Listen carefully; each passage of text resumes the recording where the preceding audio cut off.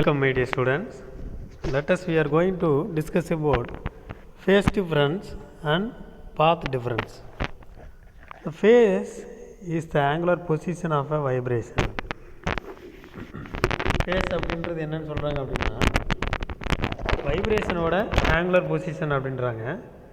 For example இங்கே பாருங்களேன், நம்ம இந்த டயக்ராமில் பார்த்தீங்கன்னா இந்த டயக்ராமில் 0 2 பை அப்படின்ட்டு இருக்குது. இங்கே பார்த்தோன்னா 0, இது வந்து பார்த்திங்கன்னா 2 பை. அதுக்கடுத்து வந்து பார்த்திங்கன்னா நமக்கு என்னது 3 பை 4 பை அப்படின்ட்டு போயிட்டே இருக்குன்றோம். இப்போ இந்த இடத்துல வந்து பார்த்திங்கன்னா இந்த பாயிண்ட் இருக்குது இல்லைங்களா, இது வந்து பார்த்திங்கன்னா பை பை 2 பை பை 2. அடுத்து இந்த பாயிண்ட் இருக்குது இல்லைங்களா, இது வந்து பார்த்திங்கன்னா பை. இந்த பாயிண்ட் இருக்குது இல்லைங்களா, இது வந்து பார்த்திங்கன்னா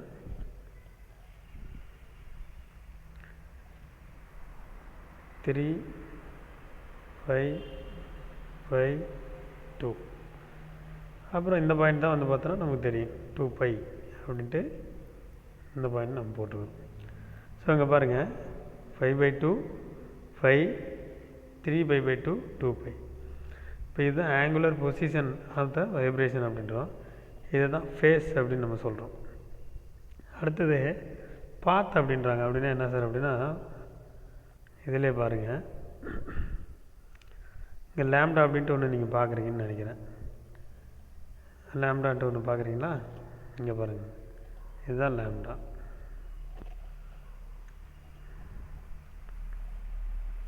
லேம்டான்ட்டு பார்க்குறீங்களா, அப்படின்னா என்ன அர்த்தம், இந்த distance between initial to final of the wave length. இது மொத்தமாக என்னது ஆக்சுவலாக வந்து பாருங்கள், இது மொத்தமாக இந்த 0வில் இருந்து இந்த 2 பை வரலாம் இருக்கக்கூடிய லென்த்தை தான் லேம்டான்னு சொல்லிக்கிறோம். அப்போ இது என்னவா சார் இருக்கும் அப்படின்னா, சரி இது வந்து லேம்டா பை 2, இது வந்து பாருங்கள் லேம்டா பை 2. ஃபுல்லாக இருந்தால் லேம்டா, இது வரல இருந்தால் லேம்டான்னு இருக்கிறோம். பாதியோடு இருந்துச்சுன்னா லேம்டா பை 2. இல்லைங்க சார் இதோடு இருக்குது அப்படின்னா இதை நம்ம என்னென்னு சொல்கிறோம், இந்த பாதியோடு இருந்துச்சுன்னா அது பேர் என்னென்னு சொல்கிறோம், லேம்டா பை 4. சரிங்க சார், அப்போ இந்த பாதி இதை என்ன சார் சொல்லலாம் அப்படின்னா, இதை இந்த பாதி என்னன்னு சொல்கிறோம், நல்லா பார்த்துங்க, 3 லேம்டா பை 2. அப்போ லேம்டா பை 2 ஆக்சுவலாக லேம்டா பை 4, அப்புறம் லேம்டா பை 2 3 லேம்டா பை 2, அப்புறம் லேம்டா. அப்போ இதுதான் நம்ம பாத் டிஃப்ரென்ஸ் அப்படின்னா, அந்த length or the distance between initial and final position of the wave அப்படின்னு நம்ம சொல்லலாம். சரி இது ஃபுல் வேவ் நம்ம எடுத்துக்கிட்டோம் இல்லையா, இது வந்து பார்த்திங்கன்னா நமக்கு ஃபுல் வேவ். இந்த ஃபுல் வேவை தான் நம்ம இப்போ என்ன பண்ணுறோம் பார்த்துட்ருக்கோம். பாருங்கள் இது ஃபுல் வேவ் தானே, இது ஃபுல் வேவு. இந்த வேவ் தான் நம்ம இப்போ என்ன பண்ணுறோம் பார்த்துருக்குறோம். இந்த ஃபுல் வேவோட இந்த இதை பார்த்திங்க அப்படின்னா இதை என்னென்னு சொல்கிறாங்க பாத் டிஃப்ரென்ஸ் அப்படின்னு நம்ம சொல்கிறோம். இல்லை இதோட ஆங்குலர் பொசிஷனை மட்டும் பார்க்குறோம், எந்த ஆங்கிள் இருக்குது அப்படின்னு மட்டும் பார்த்தோம்னா அதை ஃபேஸ் டிஃப்ரென்ஸ்னு சொல்கிறோம். இப்போ phase is angular position of the vibration. அந்த வேவோட வைப்ரேஷன் என்ன ஆங்குலர் பொசிஷன் இருக்குதோ அதை தான் நம்ம என்னென்னு சொல்கிறோம் ஃபேஸ் அப்படின்னு நம்ம சொல்கிறோம். As a wave is progressing there is a relation between phase of the vibration அப்படின்னு. வேவ் வந்து என்ன ஆகுது ப்ராக்ரஸ் ஆகுது அப்படின்னு என்னது நகருது அப்படின்னா, there is a relation between the phase of the vibration and the path travel by the wave. அந்த பாத்துக்கும் ஃபேஸுக்கும் என்ன இருக்குன்றாங்க, ஒரு ரிலேஷன் இருக்குதுன்றாங்க. என்னன்னு சொல்கிறாங்க, பாத்துக்கும் ஃபேஸுக்கும் என்னென்னு சொல்கிறாங்க, ஒரு ரிலேஷன் இருக்குது அப்படின்னு நம்ம சொல்கிறோம். அப்போ அதை தான் இங்கே சொல்கிறாங்க, த ரிலேஷன் பிட்வீன் ஃபேஸு பாத்து. இப்போ இதுதான் நம்ம என்னென்னு சொல்கிறோம் அந்த வேவோட phase difference or path difference அப்படின்னு நம்ம சொல்கிறோம்.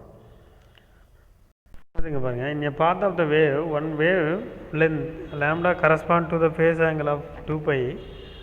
So a path difference del correspond to பாத் டிஃப்ரென்ஸ்னால் டெல்லுன்றாங்க. இது வந்து பார்த்தோன்னா என்னது நமக்கு அதோட நொட்டேஷனோட பேர். a path difference del correspond to the phase difference phi. இதை ஃபைன்னு சொல்கிறோம், என்னது இதை ஃபைன்னு சொல்கிறோம். இதை வந்து பார்த்தோன்னா நம்ம என்னென்னு சொல்கிறோம், டெல் அப்படின்னு சொல்கிறோம். சரிங்களா, இது வந்து ஃபை, இது வந்து டெல் அப்படின்னு நம்ம சொல்கிறோம்.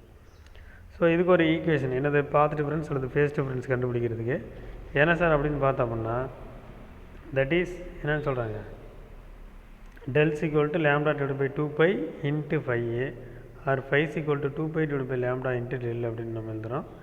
ஸோ இதை வச்சு என்ன கண்டுபிடிச்சிக்கலாம், phase difference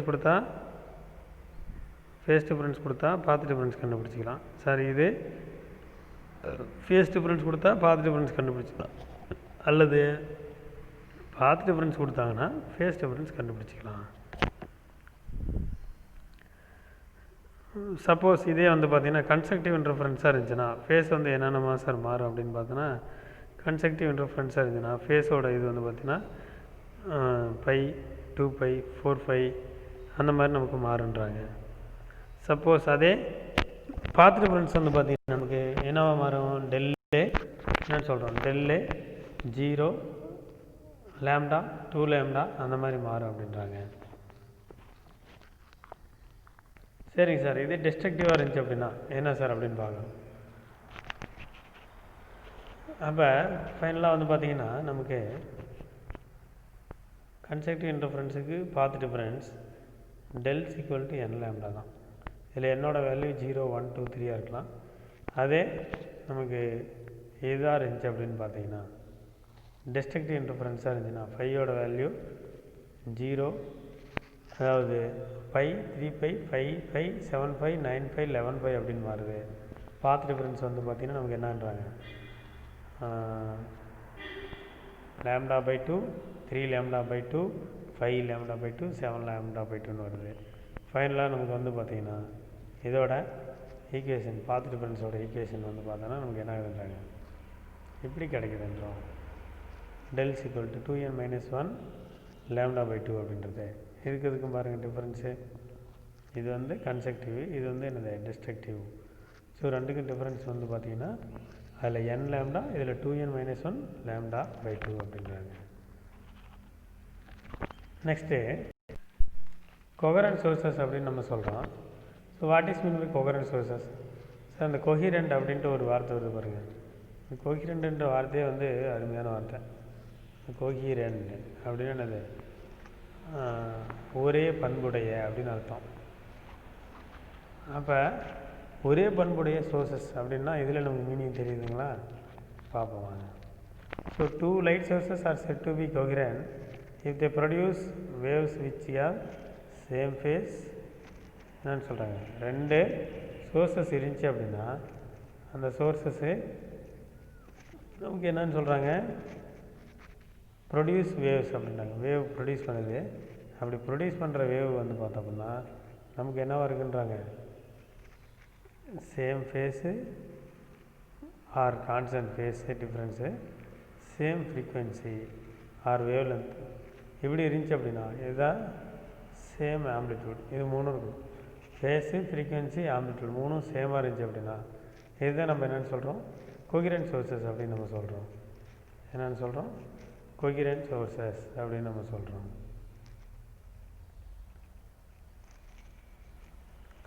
Two light sources are said to be coherent if they produce waves which have same phase or constant phase, same frequency or same wavelength, same waveform and preferably in same amplitude அப்படின்றோம். So coherency is a property of waves that enable to apply the stationary interference pattern அப்படின்றோம். So the two independent monochromatic source can never be coherent. இது ஒரு அருமையான key point. இது என்ன பண்ணணும், note பண்ணிக்கணும். என்னென்னு சொல்கிறாங்க, இண்டிபெண்ட் மோனோக்ரோமேட்டிக் சோர்ஸ் வந்து பார்த்தீங்கன்னா எப்போவுமே அது கோஹரண்ட் இதை சோர்ஸை கோஹரண்ட் லைட்ஸை அல்லது சோர்ஸை ப்ரொடியூஸ் பண்ணாதுன்றோம். Because they may emit the wave of same frequencies and same amplitude but not with same phase அப்படின்றோம். என்ன தான் அந்த இண்டிபெண்ட் மோனோக்ரோமேட்டிக் சோர்ஸ் வந்து சேம் ஃப்ரீக்வன்சி ஆம்பிளிட்யூட் இருந்தாலும் ஃபேஸ் வந்து என்ன ஆகின்றாங்க டிஃப்ரெண்ட் ஆகிரும் அப்படின்றாங்க. ஸோ அதனால தான் என்னென்னு சொல்கிறாங்க, டூ இண்டிபெண்ட் மோனோக்ரோமேட்டிக் லைட் வந்து என்ன பண்ணாது, மோனோக்ரோமேட்டிக் சோர்ஸை அதாவது கொகரண்ட் சோர்ஸை ப்ரொடியூஸ் பண்ணாது அப்படின்றாங்க. ஏன் அப்படின்னு பார்த்தோம்னா, this is because the atom while emitting light produce change in phase due to the thermal vibration. Thermal வைப்ரேஷனால் அதில் எமிட் ஆகக்கூடிய ஆட்டம்ஸ் வந்து பார்த்தோம்னா என்னது நமக்கு ஒரு அதிலிருந்து வந்து பார்த்தோம்னா டிஃப்ரெண்ட் டைப் ஆஃப் எனர்ஜி நமக்கு வரும். அந்த different type of energy different type of வைப்ரேஷனை ப்ரொடியூஸ் பண்ணும். அந்த வைப்ரேஷன் வந்து பார்த்திங்கன்னா அதில் ஃபேஸை வந்து இன்ஃபேஸில் வச்சுருக்காது, அதாவது சேம் ஃபேஸில் வச்சுருக்காது. ஸோ அப்போ கொகரண்ட் லைட் வந்து ப்ரொடியூஸ் பண்ணணுன்னா என்ன சார் டெக்னிக் அப்படின்னு பார்த்தோம்னா நமக்கு 3 டெக்னிக் இருக்குது. அதுதான் அடுத்து பார்க்குறோம். So to obtain waves we have 3 techniques. They are intensity or amplitude division. என்ன பண்ணுறாங்க, இன்டென்சிட்டி ஆர் ஆம்பிளிட்யூட் டிவிஷன்றாங்க. இன்டென்சிட்டி அல்லது ஆம்பிளிட்யூட் டிவைட் பண்ணுறது. அதுக்கடுத்து வேவ் ஃப்ரான் டிவிஷன். வேவ் ஃப்ராண்டை என்ன பண்ணுறது டிவைட் பண்ணுறது. அதுக்கடுத்தது சோர்ஸஸ் அண்ட் இமேஜஸ். சோர்ஸஸை அல்லது இமேஜ் என்ன பண்ணுறோம் நம்ம அதுக்கு தகுந்த மாதிரி கொகரண்ட் சோர்ஸஸாக மாற்றுறோம். First intensity or amplitude division அப்படின்ட்டாங்க. அது என்ன சார் அப்படின்னு பார்த்தோம்னா, if you allow to light pass through the partially silvered mirror, that is beam splitter அப்படின்றாங்க. சார் நம்ம லைட்டை வந்து பார்த்தோம்னா என்னது ஒரு மிரரில் பாதி கோட்டிங் கொடுத்துருப்பாங்க. நம்ம ஃபேஸ் பார்க்குற மிரரில் வந்து பார்த்தோன்னா பின்னாடி ஃபுல் கோட்டிங் இருக்கும். அதே பார்சியலி சில்வர்டுன்னு என்னது பாதி மூஞ்சி தெரியும், பாதி வந்து பின்னாடி இருக்கிற அந்த இமேஜ் தெரியும். அந்த மாதிரி பார்சியலி சில்வர்டு மிரரில் நம்ம என்ன பண்ணுறோம், ஒரு லைட்டு பாஸ் பண்ணுறோம்னா both reflection and refraction takes place அப்படின்னாங்க. ரிஃப்ளெக்ஷன் நடக்கும், ரிஃப்ராக்ஷன் நடக்கும். அப்போ அப்படி நடக்கும்போது இந்த 2 லைட் பீமுமே, இந்த 2 light beam are obtained from same light source, so be coherent beams. அது என்னது அந்த 2 லைட் பீமுமே ஒரே சோர்ஸ்னால் ரிஃப்ளெக்ட் பண்ணதுனால அது வந்து பார்த்தோம்னா நமக்கு கொகரண்ட் சோர்ஸாக ஆக்ட் ஆகலாம். They will be either in phase or constant phase difference அப்படின்றாங்க. அது வந்து பார்த்தோம்னா இன் ஃபேஸாக இருக்கலாம், அது கான்ஸ்டன்ட் ஃபேஸ் டிஃப்ரென்ஸாக இருக்கலாம் அப்படின்றத இங்கே கண்டுபிடிக்கிறோம். இதை வச்சு இன்டென்சிட்டி ஆர் ஆம்பிளிட்யூட் டிவிஷன் வச்சு the instrument like Michelson interferometer, Fabry Perot, etalon work on this principle அப்படின்ட்டு இங்கே வந்து பாருங்கள் இன்டென்சிட்டி ஆர் ஆம்பிளிட்யூடை வந்து நம்ம டிவைட் பண்ணுறோம். ஃபார் எக்ஸாம்பிள் இங்கே ஒரு மோனோக்ரோமேட்டிக் லைட் சோர்ஸ் இருக்குது. இந்த லைட் சோர்ஸ்லேருந்து என்ன ஆகுது, லைட் வந்து ப்ரொடியூஸ் ஆகுது. ப்ரொடியூஸ் ஆகி நமக்கு என்ன ஆகுது, இந்த சில்வர் மேலே போய் படுது. பட்டு பாருங்கள் பாதி ரிஃப்ளெக்ட் ஆகி இப்படி போயிடுச்சு. இன்னொன்று என்ன ஆகுது, ரிஃப்ராக்ட் ஆகி இப்படி போயிடுது. அப்போ இப்படி போனது போய் பட்டு இங்கே வருது, இப்படி போனது என்ன ஆகுது, பட்டு இப்படி வருது. ஸோ ரெண்டும் என்ன ஆகுது, இங்கே வந்து சேருதுன்றோம். ஸோ இங்கே நமக்கு வந்து பார்த்தோம்னா இங்கே ரிஃப்ராக்டட் ரே ஒன்று கிடைக்குது, இங்கே ரிஃப்ளெக்டட் ரே ஒன்று கிடைக்குது, அப்புறம் ரிஃப்ராக்டட் ரே ஒன்று கிடைக்குது. இது ரெண்டும் தான் என்னென்னு சொல்கிறோம், கொகரண்ட் லைட் பீம்ஸ் அப்படின்னு நம்ம சொல்கிறோம். இது ரெண்டை தான் நம்ம என்னென்னு சொல்கிறோம், கொகரண்ட் லைட் பீம்ஸ் அப்படின்னு சொல்கிறோம். ஸோ அதுக்கடுத்து வந்து பார்த்திங்கன்னா என்னது வேவ் ஃப்ராண்ட் டிவிஷன் அப்படின்ட்டு. ஸோ இது வந்து பார்த்தோம்னா என்னது நம்மகிட்ட இருந்து முன்ன வேவ் ஃப்ராண்ட் அப்படின்னா என்னென்னு பார்த்துருப்போம், அதை ரெண்டாக டிவைட் பண்ணுறோம். So this is the most commonly used method for producing 2 coherent waves அப்படின்றாங்க. So we know the point source produces spherical wavefront. All the point on the wavefront are at the same phase. If the 2 point are chosen on the wavefront by using the double slit, so the 2 point will act as a coherent source ன்றாங்க. So இங்கே வந்து பார்த்தோம்னா என்னது, இது ஒரே source, இதுலேருந்து இங்கே ஒரு லைட்டு இங்கே ஒரு லைட் வருது. அப்போ இங்கே என்ன ஆகுது, இது ஒரு சோர்ஸாக ஆக்ட் ஆகுது, இது ஒரு சோர்ஸாக ஆக்ட் ஆகுது. ஸோ ஒரே லைட்லேருந்து வந்த 2 சோர்ஸு இங்கே என்னவா நமக்கு ஆக்ட் ஆகுதுன்றாங்க, கோகரண்ட் சோர்ஸாக ஆக்ட் ஆகுது அப்படின்றாங்க. இந்த 2 point act as a coherent source அப்படின்றாங்க. அடுத்தது சோர்ஸ் அண்டு இமேஜஸ் அப்படின்றாங்க. So in this method a source and image will act as a set of coherent source அப்படின்றோம். அது என்ன சார் அப்படின்னா, இங்கே பாருங்கள், இது வந்து பார்த்திங்கன்னா சோர்ஸு, இது வந்து பார்த்திங்கன்னா இமேஜ். ஸோ இது ரெண்டுமே வந்து என்ன நமக்கு ஆக்ட் ஆகுதுன்றாங்க, கோகரண்ட் சோர்ஸாக ஆக்ட் ஆகுது. பிகாஸ் அது source and its image will have the waves in phase or constant phase difference.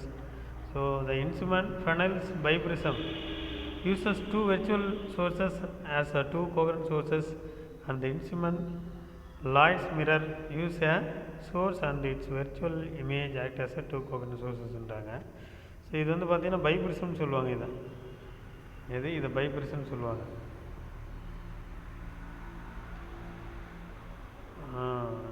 என்ன சார் பைப்ரிசம் அப்படின்னு பார்த்தோம்னா,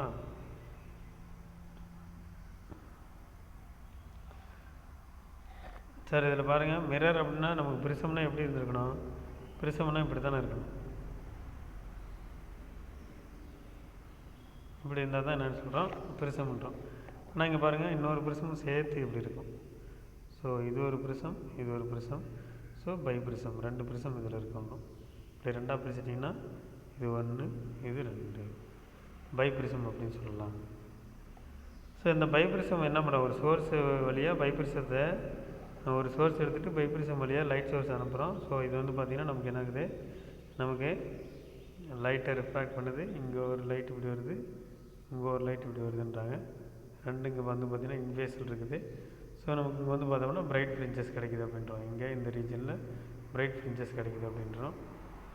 ஸோ இது நமக்கு என்ன ஆக்ட் ஆகுதுன்றாங்க, சோர்ஸு இமேஜ். பாருங்கள், இது வந்து பார்த்திங்கன்னா இமேஜ்லேருந்து வர மாதிரி இருக்குது அந்த லைட்டு, இது வந்து சோர்ஸ்லேருந்து வர மாதிரி இருக்குதா. இப்போ ரெண்டு இந்த இதில் என்ன ஆகுதுன்றோம்